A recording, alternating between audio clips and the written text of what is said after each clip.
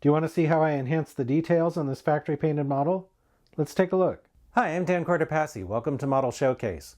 In this episode, I'm going to talk about an HO scale model of Cotton Belt GP40M-2 7277 that I built in HO scale. Let's take a look. So in the early 1990s, SP needed some motive power, so they went to Morrison-Knudsen and bought a bunch of refurbished locomotives. These were known as GP40M-2s. They were basically rebuilt GP40s that were brought up to -2 specifications. So in Joseph Strapak's books, I hope I'm pronouncing his name right, he calls them GP40Rs, but I prefer GP40M-2 to distinguish them from the other GP40Rs that SP had that were a little bit different in terms of detail. I think as a modeler it makes more sense to use the GP40M-2 designation. So one of the things I liked about this particular unit, Cotton Belt 7277, is that it was originally a Western Pacific unit, number 3518. So this engine was made from an Atlas unit, and that's also what this is. This one hasn't been touched yet, so I kind of thought it would make an interesting comparison. This one has SP paint versus Cotton Belt, but otherwise it's pretty much meant to represent the same thing, a GP40M-2. So one of the hardest things about this build was removing the class lights.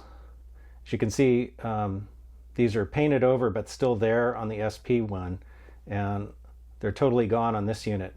So I basically had to sand them off and repaint the entire nose on this engine in order to do that, because there's really not a good way to just get rid of those without having it look patched. And the thing about these is they were made in an era when they just got rid of them completely. They weren't plated over or patched over, they were just gone.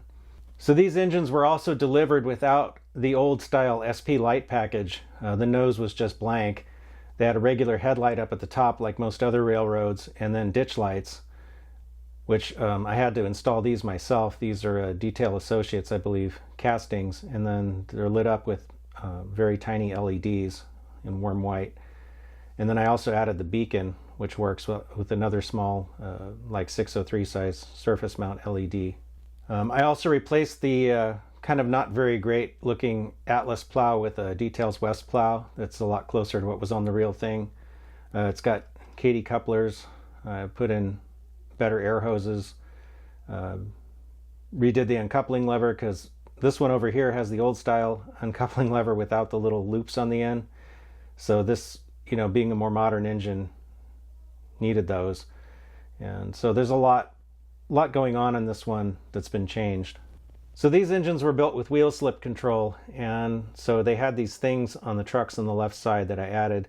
These are basically speed recorder castings with little pieces of brass wire. The wheel slip things look a lot like speed recorders, so sometimes the details are kind of interchangeable. My engine also has a lot of added rooftop detail, like the air conditioner, this antenna plate. I changed the fans to Canon fans because I think they look better than the ones that are on the Atlas unit. I also moved the horn to the back. Actually, this is a Details West casting as opposed to the original plastic one that's on the Atlas model. Another major thing with this one was getting rid of the rear number boards. As you can see, they're just not there. This one has them, and that's actually not correct. Most SP engines didn't have number boards in the back. That's even going back before the 90s. They just didn't use them. And I also got rid of the footboard pilots, which would have been, not era correct for this engine. So except for the ends, this is still the factory paint. I did weather the model a little bit. The stock plastic handrails didn't look too bad on this model, so I kept those. I did, however, add some photo-etched metal sunshades to the cab in place of the original plastic ones from Atlas. So I don't normally go too crazy with under-the-sill details, but I did add a little bit. I like to add just enough to suggest that there's more than there really is, like these little air filters.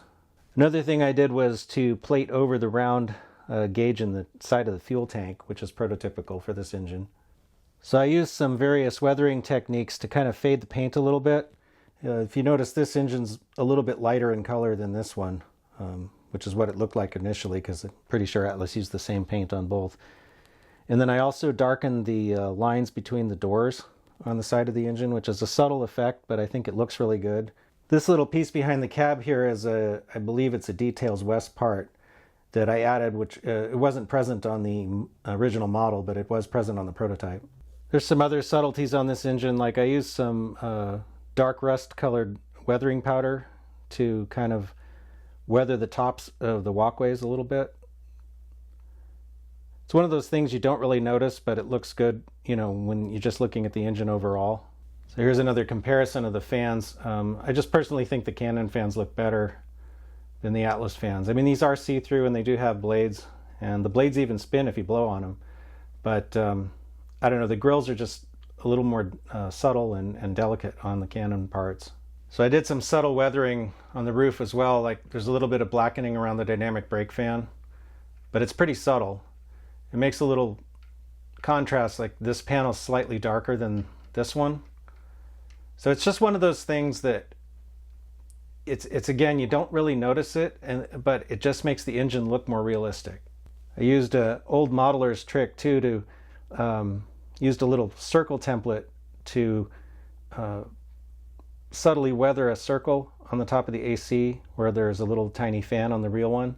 So it looks like there's a fan in there, even though there really isn't. This is just a solid grill. So this has a LokSound Select in it, which is actually the last generation of LokSound decoders. Still a pretty good decoder though, so I guess I could upgrade it to a 5, but I'm not in a big hurry to do that.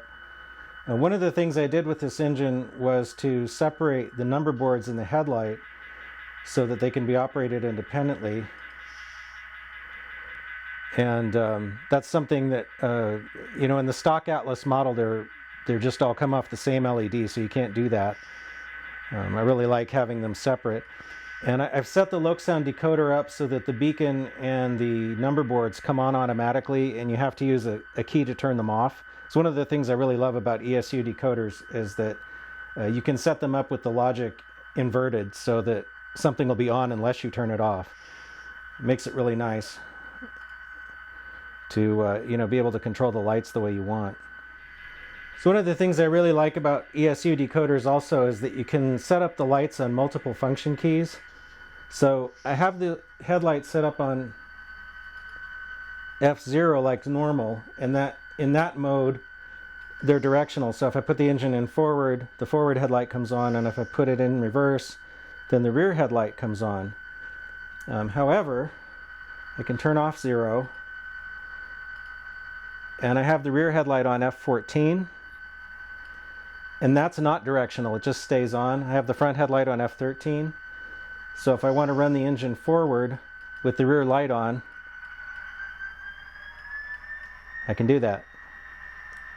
So it's kind of best of both worlds.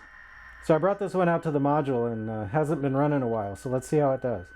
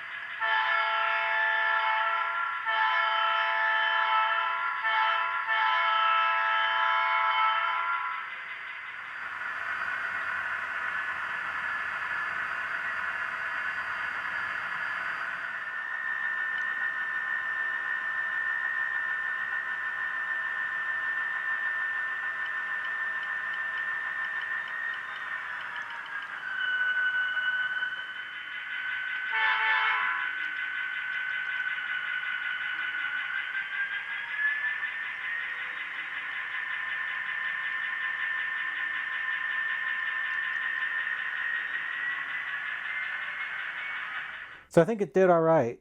You know, whenever an engine is stored for a long period of time, I always worry about lubricants getting congealed and stuff like that, but this one seems to be fine.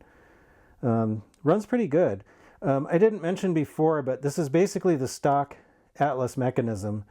I did, of course, put the DCC decoder and a speaker in it, but as far as the actual mechanics of the engine, it's pretty bone stock. So I think it runs pretty good, and looking forward to using it on the Donner layout eventually. I hope you enjoyed taking a look at one of my model builds with me. If you like this video, then please like, comment, share, and subscribe. Stay tuned, and thanks for watching.